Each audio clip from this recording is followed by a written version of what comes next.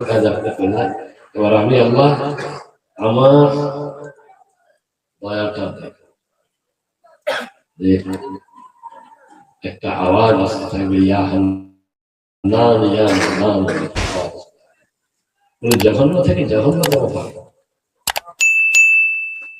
এই অবস্থা। কাজ সবাই কিন্তু ফেরেছে। আপনি ভাবছেন খুব সহজ, যে কষ্ট কি যন্ত্রণা কি জ্বালা, এটা নমুনা হচ্ছে যে 500 মাইল ধরে জাহান্নামের দিকে হাওয়া লাগে তোমার গায়ে মৃত্যুর পরে। এই দুনিয়ার সবচেয়ে সুখী আর আরাম প্রিয় মানুষ তুমি হয়ে থাকবে কেন, কিন্তু ওইটুকু হাওয়া তুমি 500 মাইল দূর থেকে তোর হাড়ে হাড়ে গাঁটে গাঁটে এমন যন্ত্রণা পৌঁছবে যে তুই সব আরাম ভুলে যাবে। তুই জিজ্ঞেস করা হয় আরাম কি জিনিস জানা, বললো না আমি জানি। বলো, এসে জিজ্ঞেস করবেন জিবরিল আমিন আচ্ছা এই আওয়াজটা কার? জাহান্নামের দারোগা বলবেন যে হ্যাঁ আমিও শুনছি একটা আওয়াজ আসছে, ইয়া হান্নান ইয়া হান্নান। এক আল্লাহ জিকির, সবচেয়ে উত্তম জিকির লা ইলাহা ইল্লাল্লাহ। আমি কলকাতায় একজনের বাড়িতে গেছি, দুটা মেয়ে ছিলেন, তার মা আর একজন আছে, খুব একটা ভয়ঙ্কর কষ্টের ভিতরে পড়েছে। বরবিটার দিকে বাড়ি, আমাকে ডেকেছে, গেলাম, সঙ্গে লোকজন আছে। তার এক পুরো বাপ ছিল, তিনি বললেন শুনেন আপনার শ্বশুর আমাকে একটা জিকির বলেছে, আমি যার উপকার পেয়েছি। তিনি আমাকে বলেছিলেন যে আপনার কথা তো আমি শুনলাম, আহমদুল্লাহ স্যার কথা বলছেন। তিনি আমাকে বললেন আপনি এইটা ফেলের পরে এটা করবেন, ইয়া হান্নান ইয়া হান্নান। আল্লাহ এটা কিন্তু 99 নেই, এটা আওয়াজ ইয়া হান্নান ইয়া হান্নান। তো আমি আজ পর্যন্ত ওই জিনিসটা করতে থাকি ফজরের সময় উঠে, হে ক্ষমাকারী। কেন বলা হবে যে আল্লাহ পাকের কাছে এসে পড়ে যাবে জিবরাইল, আল্লাহ বলে যা দারোগাকে বলে জাহান্নামে খুঁজে পাবো। মা তার ছেলেকে যেমন চিনে, তিনি জাহান্নামের দারোগা আরেক সে ঠিক তেমনি জাহান্নামকে চিনে। তার কোথায় গুহা আছে, কোথায় পাহাড়, আগুনের পাহাড়, কোথায় আগুনের জঙ্গল, কোথায় আগুনের পাথর, সব তার জানা। সে আতি পাতি করে খুঁজে পাবে। সে বলবে ভাই জিবরিল আমিন, আমি তো আশ্চর্য হয়ে যাচ্ছি, আমি তো জানি যে আমার থেকে বেশি কেউ জানে না, কোথায় আছে কে, আমিও তো পেলাম না। আবার ঘুরে এসে আল্লাহের কাছে চিন্তা করে, আল্লাহ পাক বলবেন যে ওকে বলো যে অমুক জাহান্নামে পাহাড়ের নিচে এক গুহার ভিতরে রয়েছে, সে সেখানে যাবে। খুঁজতে খুঁজতে লোহা মতো পাথর, মানুষ, কাঠ সব পুড়ে পুড়ে পুড়ে পুড়ে এমন হয়ে গেছে, তো একই রকম দেখতে লাগছে। এক জায়গায় যে দেখবে একটা ভিতর থেকে আওয়াজ আসছে, একটা পাথরের মতন জায়গা, খুব ভালোভাবে দেখবে যে একটা মানুষ তার দুটি হাত আগুনের শিকল দিয়ে কাঁধে বাঁধা হয়ে আছে, মাথার উপরে সাপ বিচ্ছু সব বসে রয়েছে, বসে তাকে কামড়াচ্ছে, সে ওই ধরে করছে। দারোগা তার হাত যেখানেই মারবে একটা ধরে তার মাথাটা সব ছোট্ট করে যাবে, খাপ সব করে যাবে, শিকল ছেড়ে চলে যাবে, তাকে টেনে তুলে বার করে দিয়েছে, তবে হায়াতিতে তাকে ফেলে দিবে। পানি বর্ষায় মাঠ থেকে যেমন সবুজ ঘাস গুলো তেমনি তাকে ফেলার সঙ্গে সঙ্গে সে তেমনি আবার সজীব হয়ে উঠবে লোকটা। আল্লাহ পাক বলবেন যে এই বান্দা, আমি কি রসুল পাঠাই না, আমি কি নবী পাঠাই না, আমার কি কিতাব চাই না, তোমাকে ইসলামের ভিতরে কি আমি পয়দা করিনি? এই আরেকটা সৌভাগ্য। যদি কোনো ছেলে বা মেয়ে এই কথা বলে ধর আমি খামাকে মুসলমান হলাম, তো সে জঘন্য কাজ করলো, তার তকদিরকে বরাবরের জন্য দুনিয়া শেষ করে দিল। কারণ যে শুকরিয়া আদা করে যে যা আল্লাহ আপনি যে আমাকে মুসলমান করে পয়দা করছেন, আপনার অনেক শুকরিয়া। কিন্তু আমি এমন দেখেছি অনেক, একটা ছেলেকে আমি দেখেছি চাকরি পাইনি বলে যদি আমি মুসলমান না হতাম আমার কাছে চাকরিটা হয়েছে। আমি যদি মুসলমান না হতাম আমি এই বউটা পেয়ে যেতাম। কেন এই কথা বলতেছি? তুমি তুমি মুসলমান না হলে পেয়ে যেত, যদি আল্লাহ চাই চাই। এই কথা বলার পর তুমি ইসলামকে অস্বীকার করা, ইসলামের খারাপিটা দেখা, এমন কথা বলবে না যদি ইসলামকে খারাপ দেখা। লোকটি যখন বলবে আল্লাহ পাক আমি আপনার করুণা আপনার রহমতের দিকে তাকিয়ে দিয়েছি, আল্লাহ পাক তাকে বুঝাই দেন। এই ছিল আল্লাহ পাকের করুণার একটা দিক। এইভাবে মাত্র তুমি পেয়ে যাবে, কিন্তু বুঝতে কি পেরেছ যে ওই কবরের শাস্তি আর হাসারের শাস্তি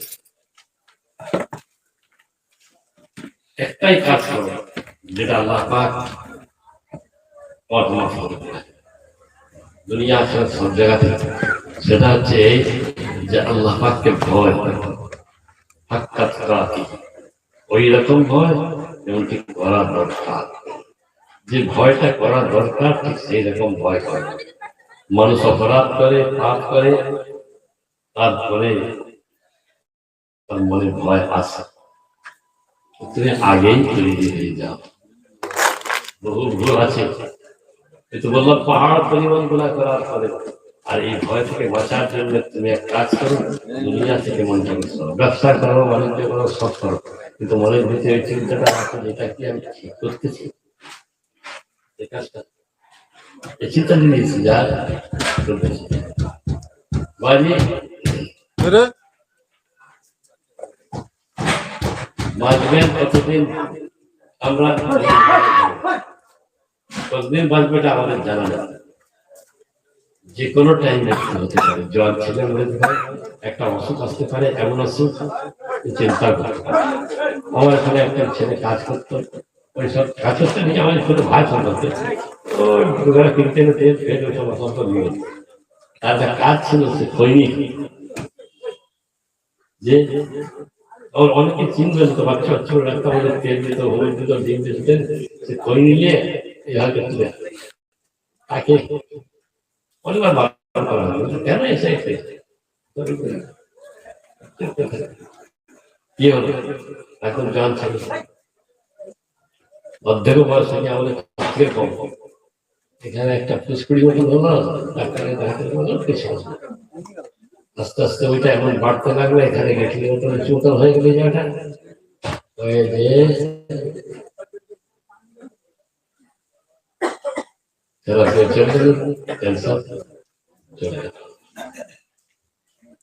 চলে গেল অনেক 40-42 বয়স হয়েছিল। প্রত্যেক কাজের একটা আর একটা প্রতিক্রিয়া আছে, হয়নি কিন্তু হয়ে যায় তখন আর সামলাতে পারবে। আপনি আল্লাহ পাক বলছেন নিজের হাতে নিজেকে ধ্বংস করো না, নিজের হাতে নিজেকে ধ্বংস করো না। যে জিনিসটাতে বলা হয়েছে এতে বিষ আছে, এটা সিগারেট খেয়েও না, নিকোটিন আছে, এই ক্যান্সারের জন্য যথেষ্ট যথেষ্ট। জর্দা খেয়েও না, জর্দা নিকোটিন আছে। পান খাবে, পান খেতে পারো, কিন্তু জর্দা খেয়ে না, কারণ একটা নেশা। যে জিনিস বদ অভ্যাসে পরিণত করে সেই জিনিসটা থেকে দূরে থাকবে। হয়নি আমাদের আমরা পারি, এই জন্য আমরা আপনার কাছে সাহায্য চাই, আল্লাহ আমি যেন এইটা ছেড়ে আপনি আমার সাহায্য থাকবেন। আর ওই ব্যাপার নিয়ে চিন্তা করেন, এরকম হতে পারে, এরকম হতে পারে। নামাজের সংখ্যা এমন কোনো দোয়া নেই যে আল্লাহ পাক কবুল করেন, একমাত্র পাপের দোয়া ছাড়া। পাপের দোয়া চাইলে বলে ইমান নষ্ট হয়ে যায়। আপনার ঘরে যারা যত, আপনি একটা ঘর দেখাতে পারবেন না যে ঘরে কোনো অসুবিধা নেই। আমার মতে তো আমি দেখছি এমন কোনো ঘর নাই যে ঘরে অসুখ বিসুখ বা জ্বালা যন্ত্রণা কিছু না কিছু একটা আছে। আছে এটাই একটা শেষ জমানার একটা আলাদা। আগেকার দেখেছি তখনও হতো, কিন্তু দেখো মানুষ শান্তিতে থাকে। কিন্তু এখন আপনি একটা ঘর দেখান যে কিছুই নেই, এটা কাশিও নাই, জ্বরও নাই, হাঁপানিও নাই, না আছে, আজ প্রত্যেকটি ঘরে বসে আছে। যখন এই অবস্থা, তখন আপনাকে কেউই সাহায্য পারবে না, একমাত্র সবচেয়ে বড় ডাক্তার যিনি সব ওই ওষুধ দাদা তিনি ছিলেন। ফজরের সময় উঠো, জিজ্ঞেস করো, যে মানুষ ভরে উঠলো, জান্নাতে আজানের বাতাস এলো, মসজিদের দিকে চলে গেল, নামাজ পড়লো। আবু হুরায়রা রাদিয়াল্লাহু আনহু একটা ছেলে দাঁড়িয়ে আছে, কি কাছে যায়, বলে হ্যাঁ চলে যাও, সকাল সকাল নামাজ আজান হওয়ার আগে। তাহলে একটা খুশির খবর শোনো, আল্লাহ রাসূল সাল্লাল্লাহু আলাইহি ওয়াসাল্লাম বলেছেন, যে মানুষ টাইমের আগে তার মসজিদে ভোরের বেলা চলে যায়, আল্লাহ পাকের তরফ থেকে সে সুসংবাদ পায়। সুসংবাদ পায়। আপনার গায়ে যে বাতাসটা লাগছে ভোরে, আপনি বুঝতে পারছেন যে বাতাস লাগছে কিনা, কিন্তু বাতাস তো সর্বত্র আছে। মসজিদ থেকে যে পায়ে পায়ে হেঁটে গেলেন নামাজ ধরার জন্য, ওই বাতাসটা জান্নাতে আগুন থেকে আসে, যে আপনাকে সুস্থ করবে, সুস্থ করবে। এই জন্য বলা হয়েছে ফজরের নামাজের পর শুয়ে যেও না, ফজরের নামাজের পর রাসূল শুতেন না, শুতে বারণ করেছেন, এ সময় শরীর খারাপ করবে। ফজরের নামাজ পড়ে একটু দোয়া দরুদ তসবিহ পড়ো, কিংবা তুমি একটু হাঁটাহাঁটি করো, তসবিহ পড়তে পড়তে। ইশরাকের টাইম 4 রাকাত নামাজ কি 2 রাকাত নামাজ পড়ে তারপর সব কাজে যাও, ঝগড়া করো। এই ইশরাক পর্যন্ত জেগে থাকে, জেগে থেকে রাখতে করে নামাজ মুশকিল করে ঘন্টা ইশরাকের নামাজ পর্যন্ত জেগে থাকে, নামাজ পড়ে শুনে শরীর খারাপ করবে। সবচেয়ে বড় খারাপ যুবক ছেলেদের সমস্যা, বয়স্ক হাঁপানি বাড়বে, নামাজ পড়ে শুয়ে পড়লে অসুখ দেখা দেবে। ফজরের নামাজ পড়ে মসজিদে আসে, সবচেয়ে তুমি দৌড়ে গেলে উঠেই চার শুনে কি হয়তো চায়ের দোকান খুলে নি, সে ফজরের নামাজ পড়ছে ঠিকই, কিন্তু সে চায়ের দোকান খুলে নিয়ে যায়, চায়ের দোকানে বসে। আমাকে এই মালি সাহেব বছর 3 আগের কথা বলছি, এক বছর 3টা বুড়া দোকান খুলে নিছে, যে ওখানে দোকান বসে ওরা প্রত্যেকদিন ওই ঢঙ্গ তিনজন মিলে বসে গল্প করবে, তখন তার দোকান খুলে চাষ করে। আর কি দরকার, তুমি মাঠে হাঁটো না, একটু রাস্তা হাঁটো, সকালে হাঁটলে তো শরীর সুস্থ থাকে। বুঝে যাওয়ান দাদা হয়ে ফজরের নামাজের পর একটা মিসওয়াক নিয়ে বসতে বসতে 10 পর্যন্ত হেঁটে যেতে। তো এটা শুনেছি, এটা দেখে বলে হেঁটে যেতে হেঁটে আছে ফজরের এই হাঁটাটা অনেক বড় ব্যাপার। বিশেষ করে যারা অসুস্থ মানুষ আছে, ডায়াবেটিস তো কথাই নেই, আর যারা এমনি অসুস্থ অনেক শরীর খারাপ হয়, তারা আমার কথাটা মেনে ছিল, নিমের কথা আরো বিশ্বাস নেবে, বুঝলেন। যদি দোয়া দোয়া না করতে পারতেন, যদি হাতে তসবিহ থাকে তো কথাই নেই, আল্লাহ আপনাকে আবির বন্ধা করে দেবে। আপনি হাতে তসবিহ করতে করতে হাঁটতে হাঁটতে যান রাস্তা দিয়ে, কিছুক্ষণ হেঁটে হেঁটে দেখেন ঘড়িতে 6টা 6:30 6 টাকা টাইম হয়ে যাচ্ছে, ঠিক আছে, হাঁটাহাঁটি করে এসে আপনি বাস 4:10 পড়েন, আমি দেখেন শরীর তখন সুস্থ থাকে। একটা ফাজা আমাকে আবার দেখেছি, আজ থেকে 15 বছর আগের কথা বলছি, বলে আপনারা তো ধর্মের লাইনের লোক, তা আপনারা এটা করেন না, আমরা তো সেই আপনাদের নেমাজ বড় ডাক্তার বড় হাসপাতাল শুনেন, একটা ইংরেজিতে প্রবাদ বলেছিল, আমি ধরে গেছি, ফজরের সময় উঠে ফজরে হাঁটা আপনার রোগের 15 ভাগ 15 ভাগ ভালো করে দেবে। আপনি হাঁটেন, হেঁটে 4 রাকাত সালাতের নামাজ পড়ে 4 ঘন্টা করবেন, ঠিক আছে। আচ্ছা, এটার ভিতরে কি আছে? এটার ভিতরে দুটো আছে, কথা রাখা হচ্ছে সালাতের নামাজ, দ্বিতীয় হচ্ছে আপনার শরীরের ভিতরে 360টা হাড় মানে গ্রন্থি আছে, জয়েন্ট আছে, প্রত্যেকটার একটা করে কাফারা হারা হয়ে যায়। যে 4 রাকাত নামাজ পড়ে সে এইগুলো কাফারা বলা হয়েছে, যে হাড় এই গ্রন্থিগুলো ও শরীরের যে জোড় আছে, এই জোড়ের কাফারা আদায় করে 360টা সৎকারা। এই পদ্ধতি সত্যি ওদের 4 রাকাত নামাজ পড়ে নিলে ওই 360টা জোড়ের সৎকার হয়ে যায়, তোমার শরীরের কাফারা হয়ে যায়। দুটা কাজ আপনাদের চিরকাল তো আর সম্ভব হবে না, আমি তো আর আসতেই পারি না।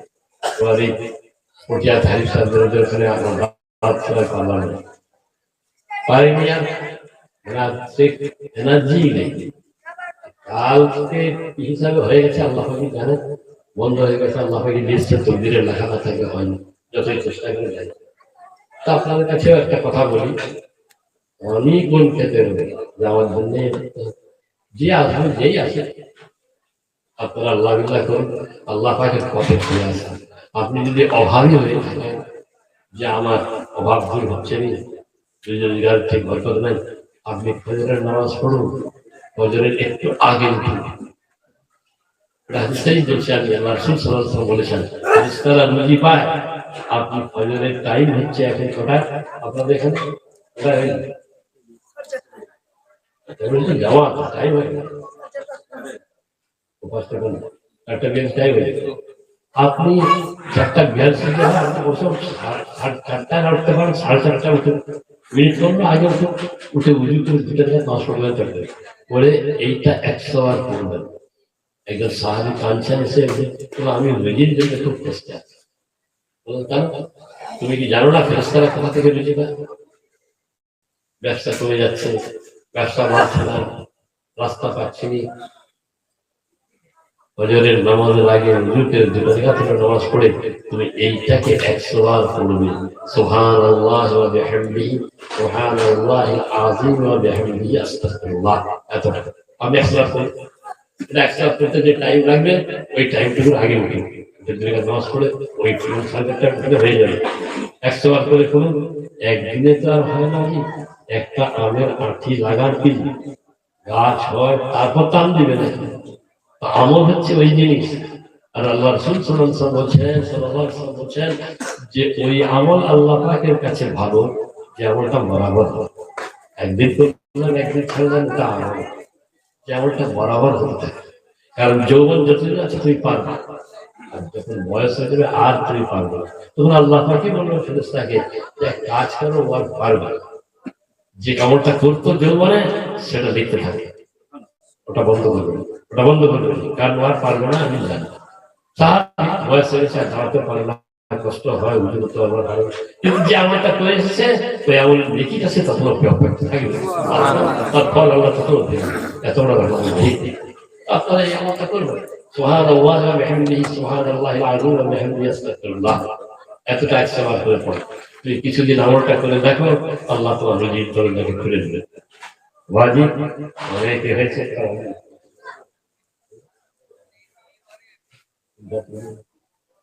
যাক ঠিক আছে। আমি আপনারা আমার এই কথাগুলিকে মনে রাখবেন। আমি ওয়াজ শোনাবার জন্য বসিনি, আমি আপনাদেরকে কত অবধি থাকি না। আর যারা কোনো পীরের তরিকার বায়াত আছে তার ইনশাআল্লাহ পড়ে যাবে, লা ইলাহা ইল্লাল্লাহ জিকির করবেন।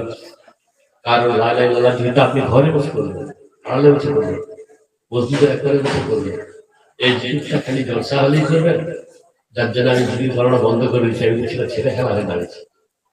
জিকিরের বহিষ্কার করে কেউই করবেনি, আর শুধু যেমন জলসার সময় বসে করে নেবেন, তাতে কি হয়? আপনি এই জিকিরটা অন্তত 100 বার করুন। কিন্তু আমি মাঝে মাঝে যে আমি পরপর 4 বছর ধরে দেখছি একটা লোককে আর জিকির মাত্র যেতে পারেনি, ওই কোভিড পর থেকে লোকটাকে এই কনসেপ্ট সামনে বন্ধ আছে আর তুমি বসে আছে। আমি পরপর 2-3 বছর দেখা করলাম যে কি ব্যাপার, বয়স্ক লোক গাড়ি মানুষের বন্ধ বসে আছে। আমি একবার সাহস করে গেলাম, তার চেহারাটা এমন ভারতকে আছে দেখলে সন্দেহ মুক্তি দেখো কিছুটা কম, কিন্তু হাফেজ এই জন্যই বুঝলাম, কেন সেটা রেখেছি।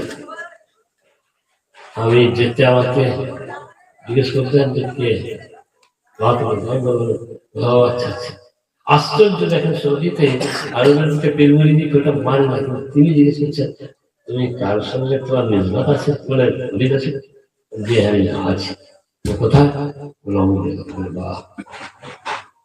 তো বলো তাহলে আমি আপনার কাছে একটু কিছু নসিহত এসেছি, একটা আমার কিছু বলে সাহস এসছে কথা বলবো। রাসূল একটা কথা বলি, এক পারা কোরআন শরীফ পড়বে নয় জানো এক পারা পড়ে আর 4 তাসবিহটা 100 বার করে পড়বে। এই 3 তাসবিহ 100 বার করে। 3 তাসবিহ কি? সুবহানাল্লাহ, আলহামদুলিল্লাহ, লা ইলাহা ইল্লাল্লাহ। এই 3 তাসবিহ। এই 3 তাসবিহ 100 বার করে পড়বে প্রত্যেকদিন। এই জন্য বুখারী শরীফের শেষ হাদিসটা আল্লাহ রাসূল বলেছেন, কালিমাতানি খাফীফাতানি আলাল লিসানি সগীরাতানি আলাল মিজানি ওয়া হাবীবাতানি ইলার রাহমানি সুবহানাল্লাহি ওয়া বিহামদিহি সুবহানাল্লাহিল আযীম। এটা শেষ হাদিসে বসে আল্লাহ রাসূল সাল্লাল্লাহু আলাইহি ওয়াসাল্লাম বলেছেন, দুটি এমন কালমা আছে যে কালমা তোমার জীবনে পড়তে খুবই সহজ, আর কিয়ামতের দিনে পাল্লাতে তোমার এত ভারী হবে যে তোমার নেকির পাল্লাতে ভারী হয়ে বোঝাই করে দিবে। আর আল্লাহ পাকের কাছে খুবই প্রিয়, খুব আল্লাহ পাক খুশি হন। কালমাটা হচ্ছে সুবহানাল্লাহি ওয়া বিহামদিহি সুবহানাল্লাহিল আযীম। আর চলতে ফিরতে তো সবসময় পড়বেন, সবসময় পড়বেন। আপনার চিন্তা যে কুচিন্তা বদচিন্তা আছে না, সেটাও সরে যাবে। ধাক্কা খেতে খেতে খেতে খেতে ওটাও চলে যাবে। মরার সময় দেখবেন কি হয়, ঠিক মৃত্যুর পূর্ব মুহূর্তে দেখবেন আলো দূর হয়েছে, আলো জ্বলে উঠবে। ও আর নচেতে অন্ধকার দেখতে থাকবে আর ছটফট করতে হবে। ব্যভিচার করেছে, মদ খেয়েছে, মারামারি করেছে, অন্ধকার ভেঙে। আর এটা পড়ার ফলে ওইগুলো সব সরে যাবে, অন্ধকার কেটে জ্যোতি মূল ছিল। আল্লাহ পাক আমাদেরকে তৌফিক দেন। আপনারা আমার জন্য দোয়া করুন, ইমানের সঙ্গে যেন মিরাজকে দেন। আমি আপনার জন্য দোয়া চাইছি যে তোমার উম্মতে মুসলিমাকে, যেটা আমি ওই জন্য পড়েছিলাম, হাদিসে পড়েছিলাম, যে মানুষ আমাদের নামাজ পড়ে, যে আমাদের জামাত করে জিনিস খায়, যে আমাদের কেবলা কখন বলে নামাজ পড়ে বাস কোন জায়গায় নামাজের দিকে লক্ষ্য করবেন। আর এই দোয়া চাইবেন যেন আপনি আমাদেরকে শান্তির সঙ্গে রাখেন, কারণ অশান্তির সঙ্গে অর্থনীতিতে লাভ নেই। এই অশান্তিটা ছেলে মেয়েদের জন্য হতে পারে, আপনার ব্যবসা বাণিজ্যের জন্য হতে পারে, অশান্তি পাড়া প্রতিবেশীর জন্য হতে পারে। আর আপনি যখন আল্লাহ পাকের কাছে শান্তি চাইবেন, আপনি সব দিক থেকে বেঁচে যাবেন, দুনিয়ার ঝঞ্ঝট থাকবে, ওটা কোনো কথা না। কখনো ভালো হবে, কখনো মন্দ হবে, কিন্তু মনের অশান্তি থেকে আপনি বেঁচে যাবেন। আসুন যে আমরা একটা আল্লাহ পাকের দরবারে হাত তুলি। আল্লাহুম্মা আমিন।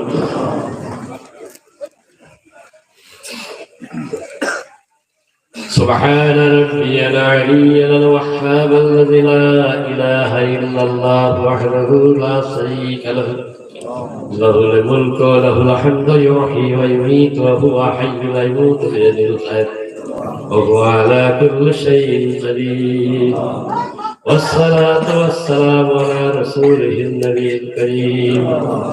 اے اللہ پاک رحمان الرحیم، یا غفار الذنوب، یا ستر العیوب والغیب اللہ، اے مہربان اللہ پاک اپنی مہربانی کرے ہمارے دعا درود تسبیح تحلیل سلام شریف کلام شریف میراث شریف کے قبول کرے اللہ پاک۔ اے مہربان اللہ پاک اپنی مہربانی کرے ہمارے প্রতি রহমত ও বরকত কে নাযিল করুন আল্লাহ। সন্ধ্যা থেকে শুরু করে এখন পর্যন্ত আল্লাহ পাক কত রকম মজলিস হয়, অমনোযোগী হলে আল্লাহ পাক খেলাফেলা করে হলে আল্লাহ আপনার নাম নেওয়ার জন্যই মজলিসটি করা হয়েছে আল্লাহ পাক। হে মেহেরবান আল্লাহ পাক, আপনি যদি একটি অক্ষরে একটি আয়াতের নতি দেন, তাই तमाम দুনিয়াকে ভরে দিবে আল্লাহ পাক। আল্লাহ দুরূদ শরীফ পড়া হয়েছে, আপনার তাসবিহ সুবহানাল্লাহ আলহামদুলিল্লাহ পড়া হয়েছে, আল্লাহ পাক আপনার জিকির আজকার হয়েছে। হে মেহেরবান মওলা, এগুলা যদিও কবুল হওয়ার মতো নয়, তবু আল্লাহ পাক আপনি কবুল করনেওয়ালা মালিক, আপনি ছাড়া কার কাছে চাইব আমরা আল্লাহ? আপনি এগুলিকে কবুল করলেন আল্লাহ। যদি আপনি একটা হরফ কবুল করলেন আল্লাহ পাক, তার নাকি আমাদের জন্য যথেষ্ট হয়ে যাবে আল্লাহ। আল্লাহ আপনি মেহেরবানি করে যা সওয়াব দিবেন, সওয়াবটুকু আকায় নামদার তো জাহানের বাদশাহ জনাব মুহাম্মদ রাসূলুল্লাহ সাল্লাল্লাহু আলাইহি ওয়াসাল্লামের কাছে পৌঁছায় আল্লাহ। আল্লাহ পাক তার আলাদা দায়রা আল্লাহ মুতাহারাত আইলাবে উম্মাতুল মুমিনিন আমাদের পৌঁছায় আল্লাহ পাক। तमाम সাহাবায়ে কেরাম রাদিয়াল্লাহু আনহুম নিরুদ্রে পৌঁছায় আল্লাহ। হুসনাইন রাদিয়াল্লাহু তাআলা পৌঁছায় আল্লাহ পাক। अल्लाह तरीक़ते तमाम प्यारे पीर मसाइल को अल्लाह पाक ताक़ी तवताबे आमन मुस्तदीन जुद्द बिलफुशन अल्लाह बिलखुसूस अल्लाह যত মানুষ এখানে হাত তুলেছে আল্লাহ আমাদের বাপ মা দাদা দাদি নানা নানি শ্বশুর শাশুড়ি চাচি দুনিয়ার বুক থেকে আল্লাহ চলে গেছে আল্লাহ তাদের অবস্থা আমরা জানি না বন্দি আল্লাহ কবরের বুকে তাদের অবস্থা কি আছে তা আপনি জানেন আল্লাহ আজ আমার বাপ আমার মা যদি বেঁচে থাকতো আর তাদের যদি কষ্ট হতো তো সহ্য করতে পারতাম না আল্লাহ তাই আল্লাহ পাক বড় কষ্ট করে মানুষ করেছে আল্লাহ পাক অনেক ভালোবাসা তারা দেখিয়েছে আজ তাদের অবস্থা কেমন রয়েছে জানি না অসুখ নিয়ে বিসুখ নিয়ে কষ্ট নিয়ে দুনিয়া থেকে বিদায় নিয়েছে আপনি এই নেকিগুলিকে আল্লাহ পাক রাসূল পাক সাল্লাল্লাহু আলাইহি ওয়াসাল্লামের তরফ থেকে তাদের নামায় আমালে পেশ করে দেন আল্লাহ আল্লাহ পাক আপনার হাবিব মুহাম্মদ রাসূলুল্লাহ সাল্লাল্লাহু আলাইহি ওয়াসাল্লাম বলেছেন আল্লাহ তোমরা যখন কিছু পড়ে তাদের উপরে বর্ষা কামিসলে জাবালিন পাহাড় পরিমাণ নেকি আমি তাদেরকে দান করে দিই আল্লাহ তাদের কবরে শান্তি দেন আল্লাহ কবরে শরীর তো মাটি হয়ে গেছে আলামের রাতে কোথায় তারা ঘুরে বেড়াচ্ছে জানি আল্লাহ আপনি তাদের রূহকে তাদের আত্মাকে আপনি আল্লাহ পাক পবিত্র করে দেন আল্লাহ মাগফিরাত দান করুন আল্লাহ পাক আয় আল্লাহ পাক এই মহল্লা আশপাশে আল্লাহ যতগুলি মুসলিম মহল্লা রয়েছে আল্লাহ পাক আল্লাহ পটিয়া থেকে রুন্না থেকে বাংসাই থেকে আল্লাহ ছেলেরা যায় তাদের অসুবিধা শুনি জানের জুলুম থেকে হাসাদের হাসাদ থেকে আপনি হেফাজত করুন আল্লাহ একটা জামানা আসতেছে যে সবাই মুসলমানের শত্রু হয়ে যাবে আল্লাহ আজ ফিলিস্তিনের দিকে তাকালে বাবা ওই নিউজ দেখতে পাই অসহায় বাচ্চাগুলি শীতে যন্ত্রণায় কাতরাচ্ছে পড়ে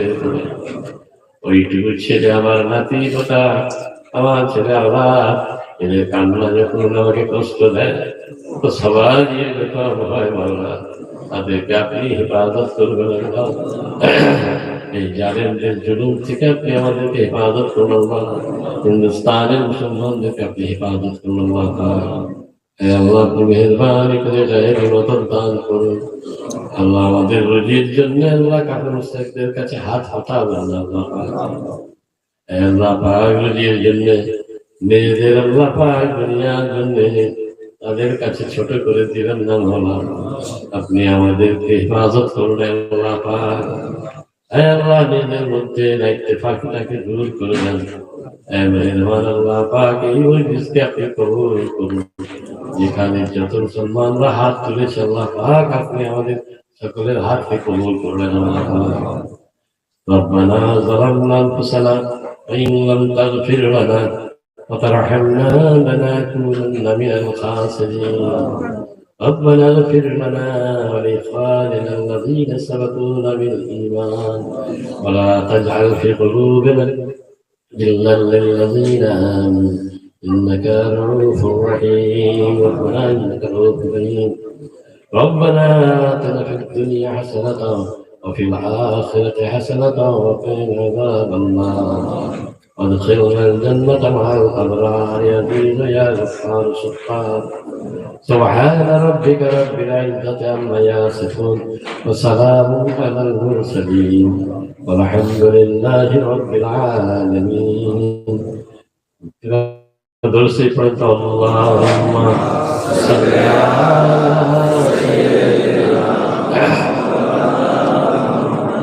وعلى آل سيدنا آمين آمين آمين برحمتك يا أرحم الراحمين وحق لا إله إلا الله لا إله إلا الله لا إله إلا الله محمد رسول الله এবং মুসাফা করার জন্য কেউ বেশি ভিড় করবে না, টর্চ না করবেন না, একদম আরামের সাথে যেতে দেন, কেউ ভিড় করবে না। আর জন্য সেখানকে নিয়ে